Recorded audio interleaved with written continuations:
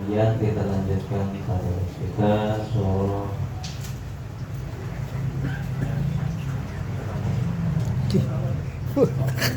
Al-Quraisy.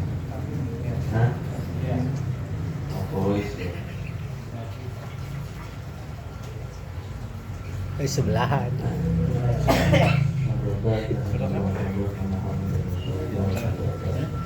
Quraisy.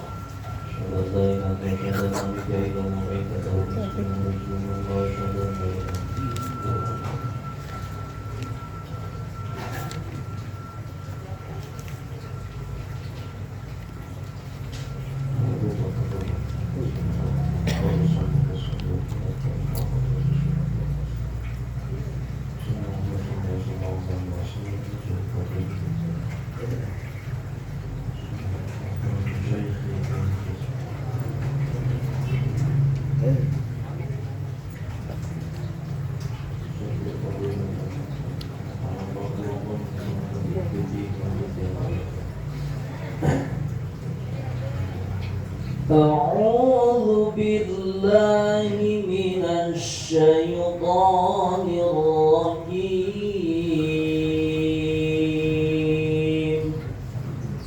بسم الله الرحمن الرحيم الحمد لله رب العالمين الرحمن الرحيم مالك يوم الدين إياك نعبد وإياك نستعين اهدنا الصراط المستقيم صراط الذين أنعمت عليهم غير المغضوب عليهم ولا الضالين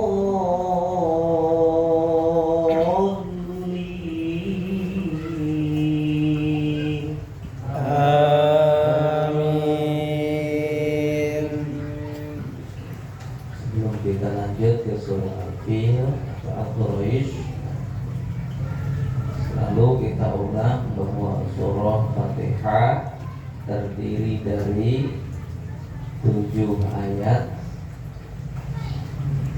Huruf di surah Fatihah terdiri dari 141 huruf. Tasydid di surah Fatihah ada 14 tasydid. Pokok kopi di dalam surah Fatihah ada 13 tempat. Surah Fatihah terdiri dari 3 bagian, atau surah Fatihah terbagi dari 3 bagian.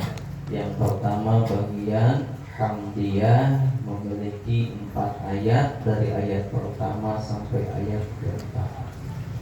Mulai dari Bismillahirrahmanirrahim sampai Maliki Yaumiddin, itu masuk kepada kategori ayat Hamdiyah atau ayat pujian. Yang kedua ayat Ubudiyah, yaitu 1 ayat, ayat kelima. Bunyinya Iyyaka na'budu wa iyyaka nasta'in, itu ayat Ubudiyah. Yang ketiga bagian ayat Du'aiyah, yaitu memiliki 2 ayat, ayat ke-6 dan ayat ke-7. Bunyinya Ihdinas siratal mustaqim siratal ladzina an'amta 'alaihim ghairil maghdubi 'alaihim waladdallin. Ya. Itu penting kita perhatikan di surah Fatihah.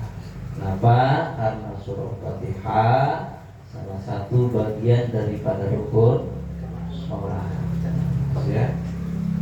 Ingetin di tasydid yang 14 tersebut jangan sampai ketinggalan satu tasydid ya.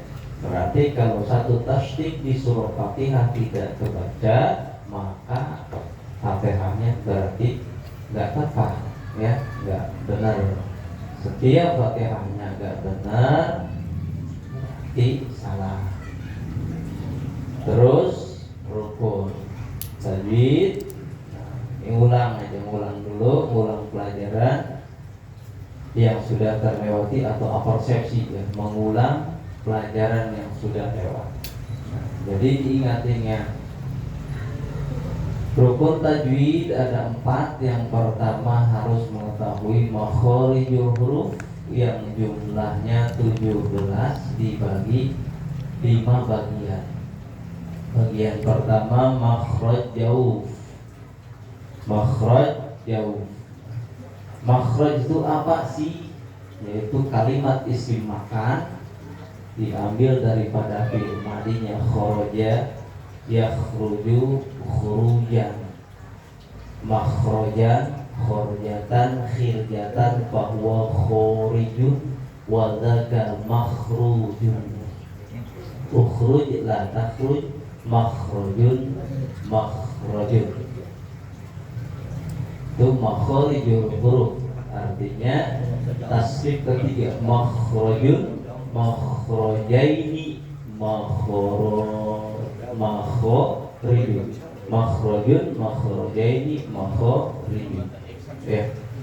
Jadi tempat keluarnya huruf isim makan, isim nama, huruf berarti isim makharijul huruf artinya tempat keluarnya huruf, isim makan artinya nama tempat keluar huruf. Berarti tadi tempat keluar huruf itu ada 17 tempat dibagi 5 bagian. Yang pertama makhraj jauf, jadi tempat keluarnya dari bagian rongga mulut. Hurufnya ada 3, alif, waw, ya, 3. Terus yang kedua makhraj halqiyah atau makhraj halqi atau huruf yang diucapkan atau yang disebutkan dari bagian tenggorokan ya, tenggorokan. Ada berapa huruf yang disebutkan atau diucapkan dari bagian tenggorokan? Yaitu ada 6, hamzah, ha, ain, ha, ghin, kha. Terus yang ketiga makhraj lisan, artinya huruf yang disebutkan atau yang dikeluarkan dari bagian lidah. Ada berapa tempatkah? Ada 10 tempat. Aqsal lisan min asfali ya. Nah, itu terbanyak. Makhraj di bagian lidah itu banyak ya. Ada yang ujung lidah ketemu ujung gigi seri atas, ada ujung lidah ketemu dengan gusi seri atas, banyak. Hanya jadi sedikit-sedikit kita pelajari. Tujuannya kenapa? Karena biar kita tidak salah pengucapan huruf. Kadang masih banyak yang salah, mana dal, mana dal, mana bo, mana bo. Ada keliru karena tadi tidak memahami makhraj atau tempat keluarnya huruf tersebut. Ketika kita paham tentang huruf dal, pengucapannya di mana huruf dal, berarti tiga huruf yang dikeluarkan atau yang diucapkan dari bagian tarful lisan wa tarfut tanayil ulya, dari ujung gigi, dari ujung lidah nempel ke ujung gigi seri atas, yaitu 3 hurufnya ta, zal, dho, 3 hurufnya. Kalau kita udah paham tentang makhraj, insyaallah ketika mengucapkan huruf tidak bakal ketukar. Mana alladzi, mana allazi, gak bakal allazi lagi ya. Kalau misalnya ini huruf zal, makhrajnya ujung lidah menempel ke ujung gigi seri atas, gak bakal allazi, pasti alladzi. Terus bagian makhraj yang keempat yaitu makhraj syafawi. Ada berapa yang termasuk makhraj syafawi? Ada berapa huruf? Yaitu ba, fa, mim, waw, 4 huruf yang termasuk makhraj syafawi atau dua bibir. Ada di dua bibir bagian dalam, satu hurufnya yaitu huruf ba. Ada dua bibir bagian luar, satu hurufnya huruf apa? Yaitu huruf mim. Ada gigi atas menempel ke bibir bawah bagian dalam, satu hurufnya yaitu huruf fa. Tuh, mengucapkan huruf fa harus tepat ya. Satu lagi huruf wawu. Nah, di mana tempat pengucapan huruf wawu? Dua bibir dimonyokkan atau menjujuk. Tuh. Makanya ketika pengucapan huruf wawu baik fathah, kasroh maupun dhamma, praktek membacanya monyong dulu. Wa, wi. Karena huruf wawu masuk kepada huruf yang mabni. Mabni apa? Mabni monyong. Huruf yang nggak mau diatur, nggak bisa diatur. Sekalipun hurufnya dia kasroh, tetap moyong dulu dia. Jadi nunjukin ciri khas dia, bahwa ciri khas huruf waw itu identik dengan monyong. Itu ya. Nah itu. Jadi yang kelima, bagian kelima makhraj khaysum. Apa makhraj khaysum? Pangkal hidung. Pangkal hidung itu setiap yang berdengung, baik itu idgham bi gunnah, ikhfa haqiqi, ikhfa syafawi, idgham bi gunnah, iqlab dan lain sebagainya, ada 7. Itu masuk kepada makhraj khaysum. Maka setiap hukum makhraj khaysum berarti ketika praktek pengucapannya harus didengungkan. Mim tuh ditahan biasanya yang berdengung. Itulah 5 makharijul huruf, 5 bagian yang termasuk makharijul huruf ya. Yang pertama tadi makhraj apa? Khaysum. Makhraj jauh, artinya rongga mulut. Yang kedua makhraj halqiyah, artinya tenggorokan. Yang ketiga makhraj lisan, artinya lidah. Yang keempat makhraj syafawi, artinya 2 bibir atau syafatain. Yang kelima makhraj khaysum, artinya pangkal hidung. Mudah-mudahan bisa dipahami dan bisa dimengerti dan bisa diamalkan ketika kita membaca Al-Quran sedikit-sedikit ya. Yang allazi aja, jangan zolimin aja. Rabbana zalamna, Rabbana yang zolamna. Kalau kita udah belajar makhraj harus dijaga, gitu ya, dijaga. Sekalipun kita niatnya baca doa, tapi kalau misalnya fase Rabbana zalamna, enak kedengarannya ya, namanya juga seret. Kayak Gusmin, kadang doa sampai nangis-nangis. Air bulan. Begitu ya. Nah, kita kembali ke surah Al-Quraish. Bismillahirrahmanirrahim. Li'ilafi Quraisy. Gitu ya. Kalau mau wakaf silakan. Di situ akhir ya. Kalau misalnya nafasnya kuat, saya mau wasol aja, silakan, terserah, bagus ya. Li'ilafi Quraisyin ilafihim rihlatash shita'i was-shayf.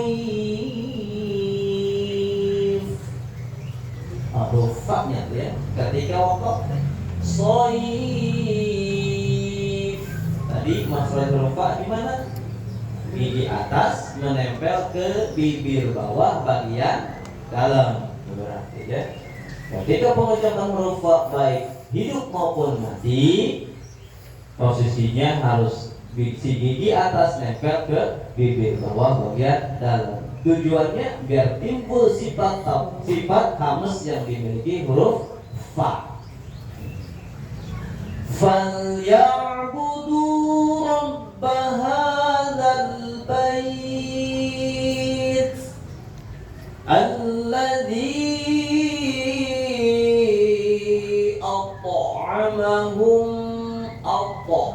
huruf O. Pantulannya O, tuh mutlak O ya, jangan ato, jangan ata ya. Kalau ata mah udah pamitan, Opo, gitu ya. Jadi O, pantulannya O. Dua huruf O dan O. Pantulannya baik itu hurufnya mati asli atau hurufnya diwakafkan, ketika memantulnya huruf O. Alasannya karena menjaga sifat isti'la dan sifat itlaq yang dimiliki huruf tersebut. Alladzi at'amahum min ju' wa amanahum min khawf. Kalau misalnya nggak kuat terus potong-potong nggak apa-apa ya. Kalau misalnya kuat diwasal lebih bagus. فَلْيَعْبُدُوا رَبَّ هَذَا الْبَيْتِ الَّذِي أَطْعَمَهُم مِّن جُوعٍ وَآمَنَهُم مِّن خَوْفٍ. Kalau nggak kuat seayat-ayat aja ya. Yang penting bacaannya benar sesuai dengan aturan tajwid. Kalau aturan tajwid 2 harokat ya 2 harokat. Kalau 5 harokat 5 harokat, gitu ya. Pelan-pelan, sedikit-sedikit kita terapkan hukum tajwid ketika membaca Al-Quran ya. Kalau misalnya kita nggak pasangin di tiap Selasa kita ngaji, ketika baca Al-Quran masih aja gitu ya, berarti nggak nerap tuh pelajaran itu. Setiap Selasa yang kita pelajari nggak dipakai kan. Ilmu itu kita pelajari supaya bisa dipahami. Setelah dipahami dipakaikan gitu, mantap. Jadi sedikit-sedikit ketika kita baca Al-Quran baik di dalam sholat maupun di luar sholat harus disesuaikan dengan aturan tajwid yang berlaku ya. Wal akhdhu bit tajwid hatmun lazimun man lam yujawwidil Qur'ana atimun. Mempelajari ilmu tajwid hukumnya wajib. Man lam yujawwidil Qur'ana atimun. Barang siapa yang membaca Al-Quran tanpa memakai tajwid, tanpa mengikuti tajwid, bahwa atimun, maka hukumnya dosa. Paham ya? Mudah-mudahan apa yang telah kita kaji dari awal sampai akhir tadi di surah Al-Quraisy, baik itu di surah Fatihah, bisa dipahami, bisa dimengerti dan bisa diamalkan. Dan mudah-mudahan kita selalu diberikan istiqamah oleh Allah Subhanahu wa taala dan selalu diberikan taufik hidayahnya untuk mempelajari ilmu Allah Subhanahu wa taala. Subhanallahu azim.